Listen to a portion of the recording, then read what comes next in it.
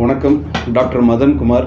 இன்றைக்கி தமிழகத்தில் பிரதான பிரச்சனையாக இருக்கிறது வந்து நம்ம மனித வள மேம்பாட்டுத்துறை அமைச்சர் சரத்குமார் அவர்கள் ட்ரக்ஸ் யூஸ் பண்ணாரா இல்லை அவரோட குழந்தைக்கு மருந்து அதை கொடுத்தாராங்கிறது தான். அவரோட வீடியோவையும் பார்த்தோம். அவர் குழந்தைக்கு மாத்திரையை மருந்தாக கொடுக்கறதுக்காக பயன்படுத்துகிறேன்னு சொல்கிறாரு. ஆனால் இது ரெண்டில் எது செய்திருந்தாலும் அது தவறு தான்.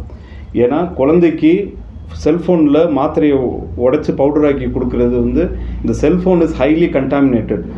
1,00,000க்கு மேலே பாக்டீரியா, இன்ஃபெக்ஷியஸ் பாக்டீரியா செல்ஃபோனில் இருக்கிறதாக ஆய்வறிக்கைகள் கூறுகின்றது.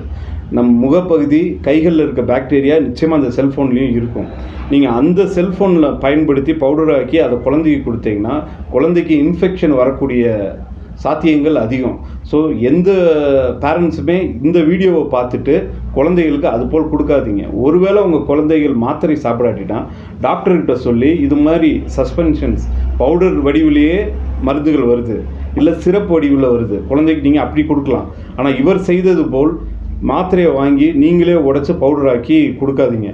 ஒருவேளை எதிர்க்கட்சிகள் சொல்கிறது போல் அது குழந்தைக்கு கொடுக்கப்பட்டதில்லை, இவர் தான் ட்ரக்ஸ் யூஸ் பண்ணியிருந்தாருன்னா அதுவும் ரொம்ப கெடுதல். கொக்கைன் போன்ற ட்ரக்ஸ் வந்து சிவியராக பிரெயினை டேமேஜ் பண்ணும். Please say no to drugs.